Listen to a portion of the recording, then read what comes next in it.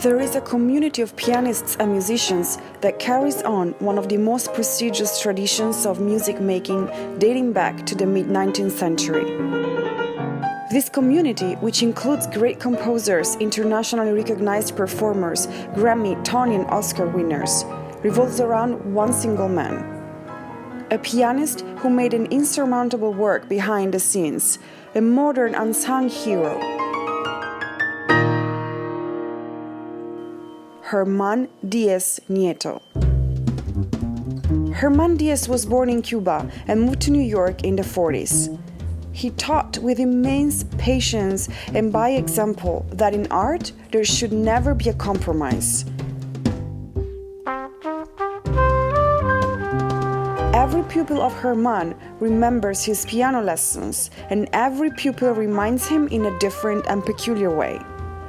I still sit there, sometimes I know, what would Germán tell me to do here? So he's very much alive in my working.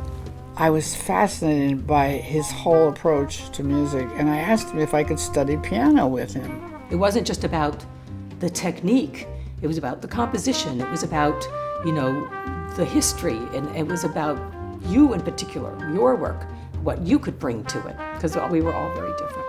I enjoy talking about Germán to my students. Whenever I'm talking about some technical aspect of a piece, I will often say, Germán would tell me this. And, I came to him as a green kid from the farm, having no knowledge, and he established the basis for everything. But what does really a maestro pass on to a pupil? Germán was a pupil himself of Claudio Arrau, the great 20th century pianist who carried on the school of Franz Liszt. Germán met Arrau in Havana when he played a private audition for him when he was only 20. So this documentary wants to bear witness to the importance of Diez's legacy, a tradition of music making passed down directly from Liszt.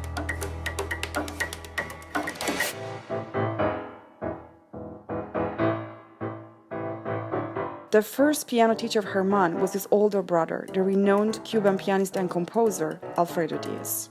¿Por qué tocaba el piano? Bueno, porque le gustó oírme tocar a mí. Alfredo is now 100 years old and a real celebrity in Cuba.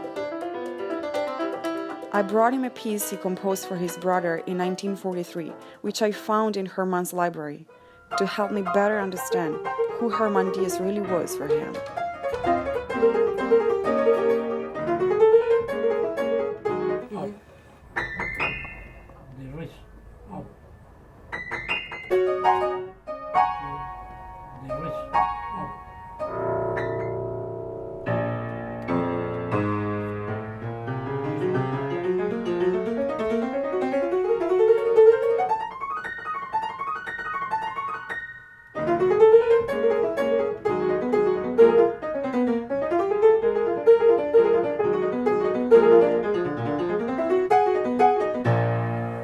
Maestro, do you miss Germán very much?